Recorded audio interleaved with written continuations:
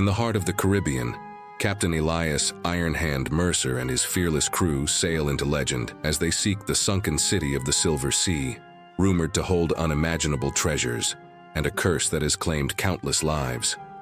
Driven by ambition, Marla Gage's reckless pursuit of a cursed amulet awakens ancient guardians, leading to a battle between greed, loyalty, and supernatural forces. Will the crew escape the wrath of the deep, or will they fall victim to the city's dark power? What secrets lie beneath the waves that even pirates fear to confront? Under the pale glow of a moonlit night, the Raven's cry sailed on in eerie silence, each gust of wind biting through the rags and scars of its veteran crew. The ship cut through the still waters like a blade, her sails dark against the midnight sky. At her helm stood Captain Elias Ironhand Mercer, his cold gaze fixed on the water ahead, where a faint silvery glow beckoned like a lure in the deep. His metal hand clinked against the wood, a quiet rhythm that kept the crew alert, wary of what lay ahead. "Captain, you think it's real?" asked Marla Gage, his fierce-eyed first mate, her gaze just as fixed on the silvery shimmer that danced beneath the waves. She was as hard as they came, with a tattoo of a serpent winding up her neck and a silver ring in her brow that glinted whenever she looked danger in the eye. "It's real enough," Ironhand replied, his voice low, his eyes hard. "But don't go counting your treasure yet, Marla. This city's claimed more than a few foolhardy souls." The rest of the crew kept their eyes down, whispering of legends, of the cursed sunken city of the Silver Sea. It was said that no ship ever returned from its waters, and no pirate had ever set foot on its ruins and lived. They'd heard the stories, the silver-skinned statues, the strange lights, and the treasures said to be guarded by spirits of the deep. But as Ironhand unfurled the crumbling map and laid it bare on the deck, all eyes were drawn to the words inked in blood-red strokes, a warning from centuries past. "Cross the Silver Sea, but mind the curse of greed, for its depths will claim all who dare." The warning hung heavy in the air, and not even the stoutest heart could deny the chill that ran through them. But greed was an old friend, a fire that could not be snuffed out by stories. One by one, they gathered round, their eyes glinting with hunger, and together they dared to seek what had claimed so many before them. As dawn broke over the dark waters, the crew's excitement grew. Somewhere below lay the fabled treasure, a wealth of silver and jewels enough to make kings kneel. But even as the light touched the water, they saw it, a glimmer far below, a sprawling city of shadows etched in silver. Towers leaned toward them. Old statues of half-man, half-beast figures seemed to stare up from beneath the waves, their eyes a piercing gleam of silver. For a moment, the ocean seemed alive, shimmering with the reflection of 1,000 lost souls. Ironhand's voice cut through the awestruck silence. "Ready the divers, the city's waiting." With ropes tied, breathing sacks prepared, and every man and woman armed, the divers dropped into the water, their bodies swallowed by the strange glow beneath. Captain Ironhand and Marla watched them descend, her eyes sharp with hunger, his unreadable and cold. Then a scream, a garbled cry echoed up from the depths. Ironhand's jaw clenched. "Pull him up! Quickly!" The crew heaved as one, pulling the diver to the surface. It was Sven, the old sailor who'd seen his share of battles. But when they pulled him onto the deck, he was pale as death, his eyes wide and his mouth gaping in horror. "Down there," he gasped, voice shaking. "It moved. The city. It's alive." The crew exchanged wary glances, and a ripple of fear crept over the men who'd been steeling themselves. But Marla scoffed, rolling her eyes at Sven's tail. "You've just seen a shadow, old man," she snapped, drawing her dagger. "All this talk of curses and spirits, it's nothing but old salt." But even as she spoke, a shudder ran through the ship. Far below, the city seemed to shimmer and shift, the waters thickening as if stirred by something unseen. Ironhand tightened his grip on the map, and a strange sensation, one he hadn't felt in years, crept into his heart. For the first time, he wondered if the city had more than treasure to offer. Ignoring the murmur of fear around him, Ironhand turned to Marla. "Ready a second team," he ordered. "If the first team spooked, we'll send down those who aren't afraid of ghosts." With a sharp nod, Marla rounded up her own crew, those willing to take the plunge without a second thought. She herself joined them, gripping a rusted dagger wrapped in leather. a charm against the rumored curse. As they dove into the waters, Marla's mind whirled, visions of treasure filling her thoughts, her greed so fierce it drowned out any hint of caution. On deck, Ironhand paced, the metal of his hand scraping against the railing as he waited. Minutes passed like hours until finally, a glint of silver caught his eye. A massive chest was being hauled up, dripping and encrusted in barnacles. Ironhand's heart thundered as he cracked it open, expecting gold, jewels. But what lay inside was beyond what any had imagined. There, wrapped in seaweed and silt, lay skulls and bones, each piece coated in an eerie layer of silver. And between them, a twisted silver amulet glimmered. Its surface was etched with symbols neither he nor anyone else could read. Ironhand's gaze locked onto the amulet, feeling an odd pull, as if it held a life of its own. Before he could speak, Marla seized the amulet, holding it high for the crew to see. "This is it," she cried. "A treasure like no other." But as she clutched it, the amulet's light intensified, casting an unnatural glow across her face, her eyes reflecting its silver sheen. Suddenly, a hush fell over the crew as a chilling voice, echoing and hollow, resonated from the depths. "The price is paid. Let none escape." Ironhand felt his blood run cold, but before he could shout an order, a surge of water burst from below, and the once still sea churned like a cauldron. The city below seemed to stir, statues shifting, shadows slithering through its streets. From the depths rose something monstrous, a figure larger than life, half human, half sea creature, with eyes of molten silver and a trident that glistened as it broke the surface. The crew stumbled back, some screaming, others frozen in terror. Ironhand knew then they had crossed a line, stirred an ancient wrath, and now they would pay. The crew had entered waters that should have remained undisturbed, but it was too late for regret. The silver-eyed creature raised its trident, and with a roar that shook the ship, it prepared to bring down judgment on those foolish enough to trespass. Ironhand's metal hand gripped the rail with a force that threatened to splinter it. As he locked eyes with the beast, he knew there was only one chance, to return what they had stolen and hope it was enough. With tension mounting, the crew of the Raven's Cry faces the ultimate choice: surrender the treasure and risk their lives, or keep it and face certain doom. As the Raven's Cry rocked against the stormy seas, Marla's fingers clung to the silver amulet, its glow reflecting the hunger in her eyes. Around her, the crew stood frozen, eyes wide with fear as they stared at the creature rising from the depths. It was a monstrous figure, a towering blend of man and ancient sea god, its skin slick and scaled, eyes gleaming like polished silver coins. It held a trident, crackling with a strange energy that shimmered in the dawn light. Ironhand's voice sliced through the silence. "Marla, drop it!" he barked, pointing to the cursed amulet. But Marla only laughed, her gaze locked on the creature as though its power coursed through her veins. "This," she sneered, lifting the amulet higher. "This is what we came for, Captain. I won't let it go." The monster's gaze shifted, fixing on Marla as it raised its trident, poised to strike. Ironhand felt the deck lurch, as if the very sea itself buckled under the beast's wrath.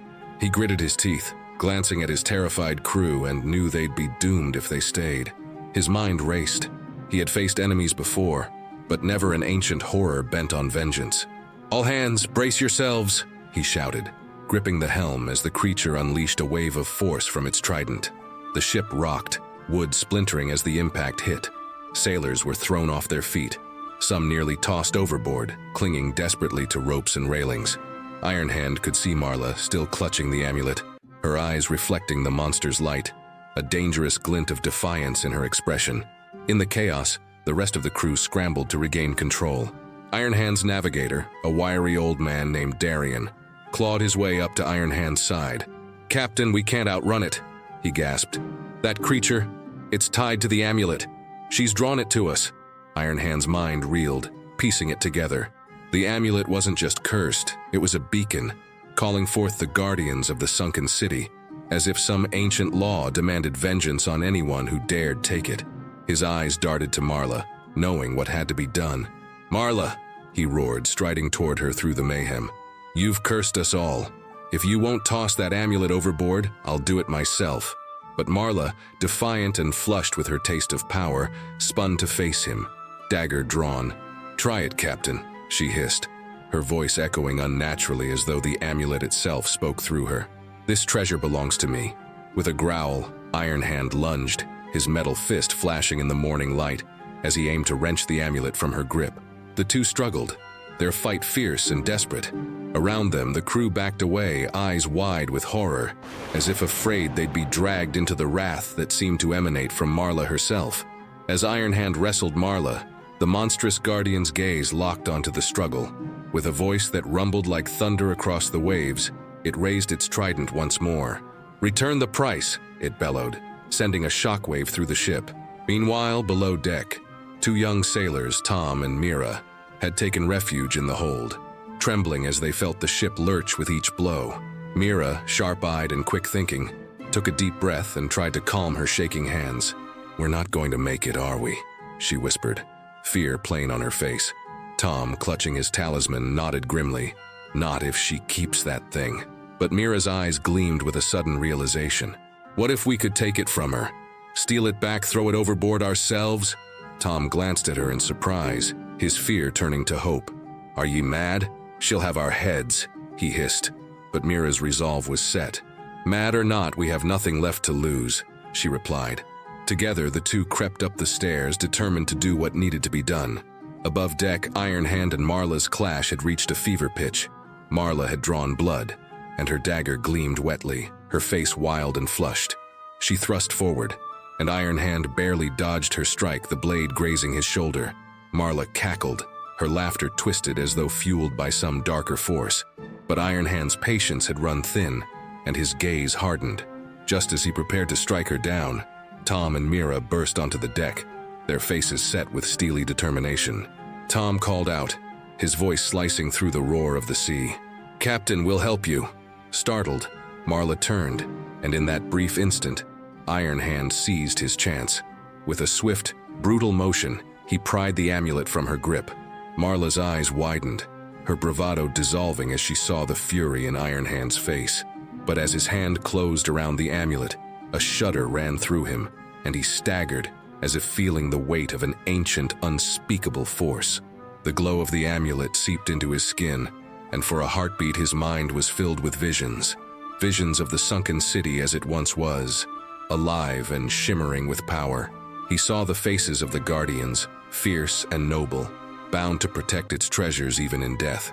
With a gasp, he pulled himself free of the vision and hurled the amulet toward the creature in the sea.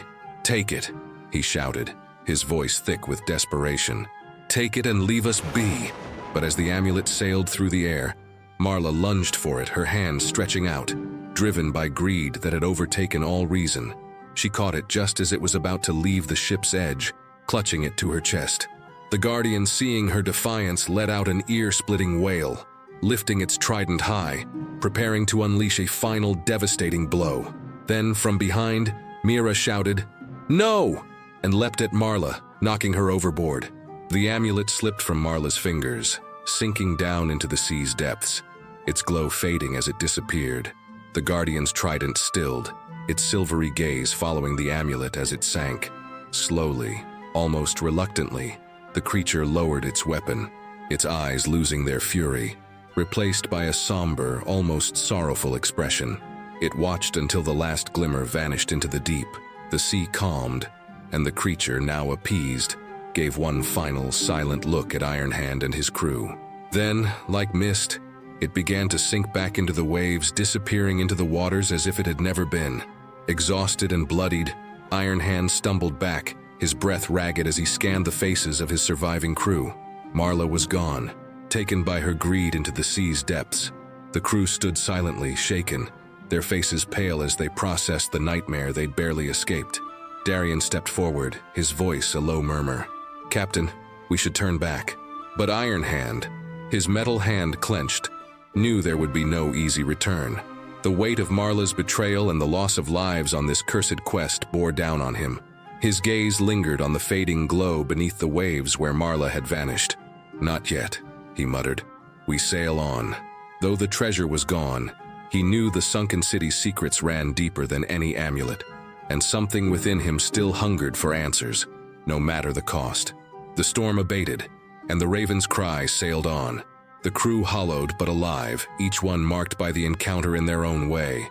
Whispers spread among them, tales of the creature, of Marla's final plunge, and of the cursed amulet's pull. Ironhand heard it all in silence, his gaze fixed on the horizon.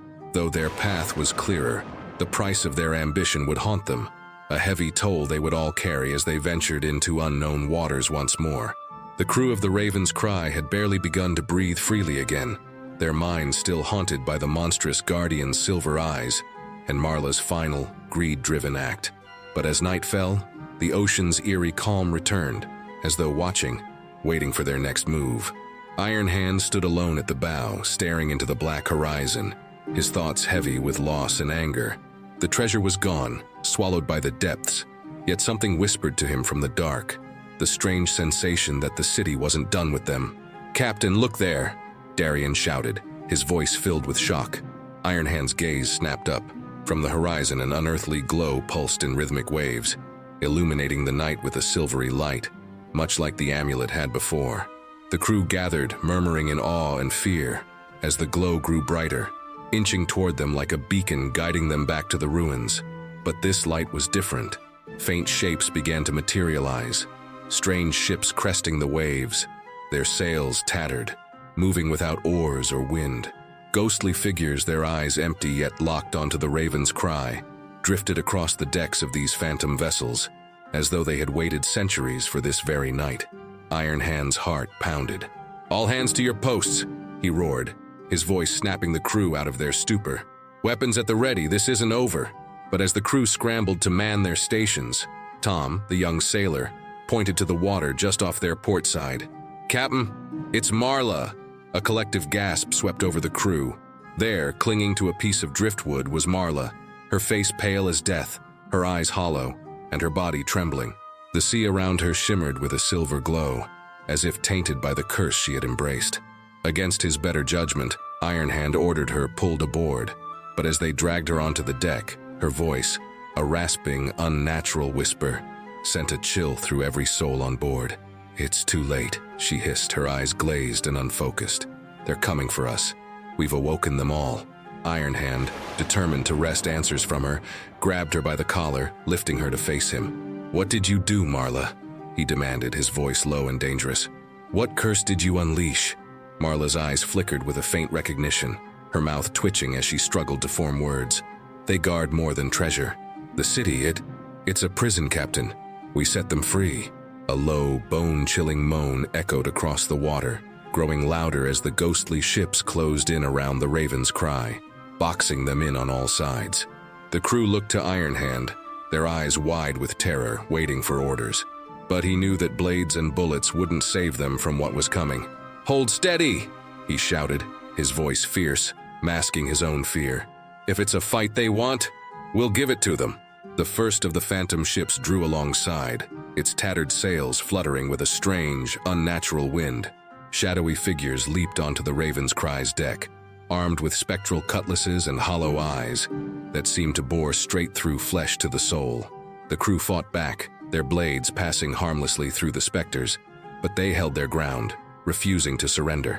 Ironhand moved with purpose, slicing through the air with his metal fist, his gaze fixed on the nearest spectral figure, a ghostly captain with a crown of coral and seaweed, his eyes glimmering with the same silver light as the amulet. The figure pointed its blade at Ironhand, its mouth opening in a silent scream, and then it charged. The clash was furious, Ironhand ducking and weaving as the ghostly captain attacked, its strikes deadly and precise. Around him his crew fought desperately, their shouts mingling with the eerie silence of their phantom foes. Ironhand's mind raced, and he realized this wasn't just a battle for survival. It was a reckoning, a test of his own will against forces far older and darker than he could comprehend. Just as Ironhand felt his strength waning, Marla, her voice a strained whisper, called out to him. "Captain, there's one way." Ironhand turned, his chest heaving, his gaze fierce. "Speak quickly, Marla. We don't have time for riddles." She raised a trembling hand, pointing toward the horizon, where the city's silver glow beckoned. "We must return to the city," she said, her voice a mere rasp. There's a heart, a relic that binds them. If you destroy it, they'll be free, and so will we. Ironhand knew it was a gamble, but he had no choice. "Darian, turn us toward the city," he ordered, and the navigator obeyed, his hands steady despite the terror on his face. The raven's cry turned, slicing through the waves as it hurtled toward the cursed ruins, the ghostly fleet following in relentless pursuit. The crew braced themselves, their faces grim as they sailed into the heart of the mystery, racing toward the place that had almost claimed them once before. As they approached, the city's glow grew brighter, casting an eerie light on the crumbling towers and silent streets beneath the waves. And there, in the center of it all, a massive silver orb pulsed with the same rhythmic light as the amulet Marla had stolen, a strange heartbeat that seemed to control the very essence of the place. Ironhand didn't hesitate. With a roar, he leapt onto a piece of rigging, swinging himself down onto the deck, his eyes fixed on Marla. "Lead us to it," he commanded, and with a nod she moved forward, her steps shaky, leading him and a handful of the crew toward the relic that bound the city's curse. They descended into the watery ruins, their breathing shallow as they clung to the edges of the decayed structures. The closer they got, the more oppressive the atmosphere grew, the silver light pressing against their skin like ice. And finally, in the heart of the ancient city, they saw it, the massive silver orb suspended in the depths, radiating an unholy light. Ironhand steeled himself. "This is it," he muttered, gripping his metal hand, which seemed to thrum with the same energy as the orb. He knew what he had to do, even if it meant giving up his only advantage. With a fierce cry, he struck the orb with his metal hand, the impact sending a shockwave through the water, rattling the ruins around them. The orb cracked, and a terrible scream echoed through the depths as if every trapped soul in the city cried out in unison. The crew scrambled, feeling the ground beneath them shift as the ancient structures began to crumble. Ironhand struck again, harder, the orb splintering further, and with a final powerful blow, the relic shattered, releasing a blinding light that surged through the city, illuminating every dark corner. As the light faded, the ghostly figures around them seemed to dissolve, their forms losing shape and fading into the waters, finally at rest. The sea fell silent once more, the cursed guardians released from their eternal servitude, and the waters around the city grew still. The raven's cry emerged from the ruins, battered but victorious, her crew silent as they took in the now peaceful sea. Ironhand, his metal hand damaged from the encounter, stood at the helm, his gaze distant, his thoughts heavy with the price they'd paid. Marla, weakened and shaken, sat at the edge of the deck, her face pale, her eyes no longer gleaming with the madness that had consumed her. The crew, their faces worn and haunted, looked to Ironhand, knowing they'd narrowly escaped a fate worse than death. They'd entered a cursed place driven by greed, but had left it with their lives, though not without scars, both visible and unseen. As dawn broke over the horizon, Ironhand turned to face his crew. "We sail for safer waters," he declared, his voice carrying a note of weary determination. "And let this be a lesson, to leave what lies below the waves undisturbed."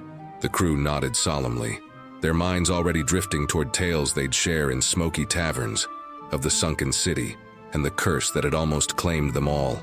With the cursed city now a ghostly memory fading in the distant waters, the raven's cry sailed northward, its hull battered and its sails torn, but its crew hardened, each one marked by the horrors they had faced. As they sailed under the watchful eye of the rising sun, the terror of the sunken city's curse slowly slipped from their faces. Yet, in the silence, an unspoken understanding lingered, a pact made with the unknown depths and the shadowy forces that ruled them.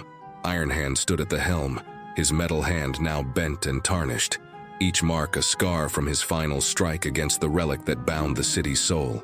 He gazed over his crew, his expression unreadable. His eyes lingered on Marla, slumped against the mast, her once defiant gaze now hollow and weary. Whatever bond she'd forged with the amulet had severed her from her former self, and the woman who had led them toward the curse was now silent, haunted.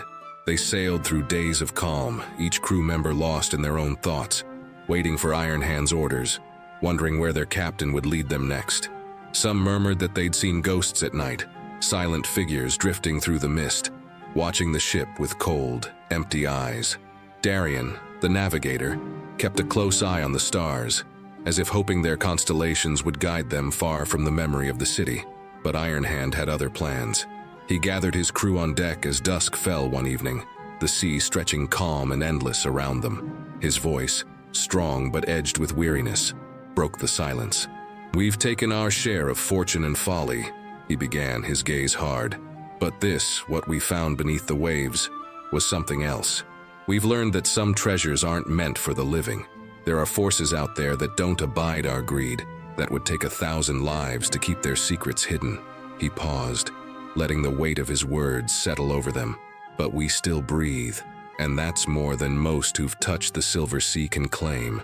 He turned his gaze to Marla, his voice softening only slightly.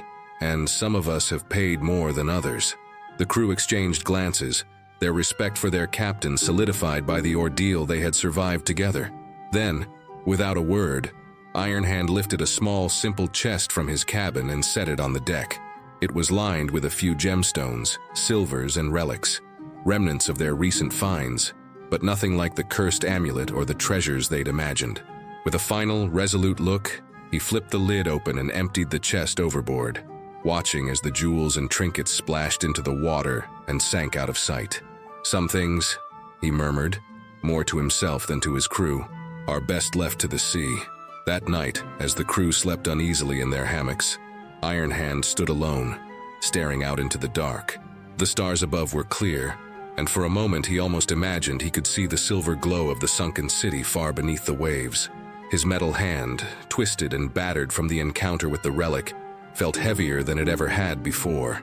He knew he was marked, touched by a power that would haunt him, a reminder that the sea held secrets he would never truly understand.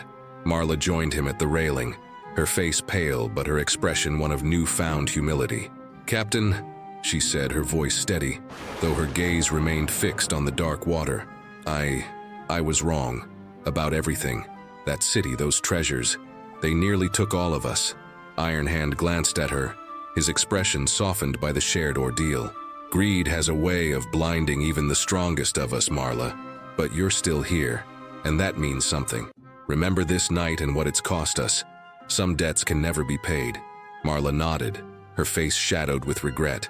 Whatever ambition had driven her was gone, replaced by a quieter, tempered resolve. She knew she would never be the same, her spirit scarred by the sunken city, her thoughts haunted by the faces of those they'd lost. Days passed, and the crew found solace in the familiar routines of life at sea. They patched sails, mended ropes, and shared stories under the stars, though their tales had taken on a graver, more respectful tone. Their encounter with the curse had left them cautious, respectful of forces beyond their understanding. Ironhand observed this change with quiet approval, knowing his crew would be stronger for it. But as they approached the nearest port, ready to leave the specters of the Silver Sea behind, a strange mist began to creep over the horizon. It rolled toward them with a silent speed, a pale fog thickening until it swallowed the ship, turning the world to white. Ironhand felt a shiver crawl up his spine, and he drew his cutlass instinctively, sensing something lurking in the mist. The crew, wary and silent, gathered around him, weapons drawn, as shadows danced at the edge of their vision. Out of the mist, the ghostly figure of the Guardian emerged, its silver eyes gleaming with the same unearthly light they had seen in the sunken city. The crew tensed, prepared to face whatever curse they had thought to leave behind. But the Guardian did not advance. Instead, it raised its trident in a slow, silent salute, its gaze lingering on Ironhand, who stood tall, his eyes locked with the creature's.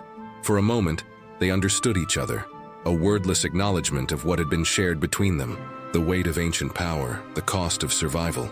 Then, as quietly as it had come, the Guardian faded back into the mist, leaving the raven's cry untouched.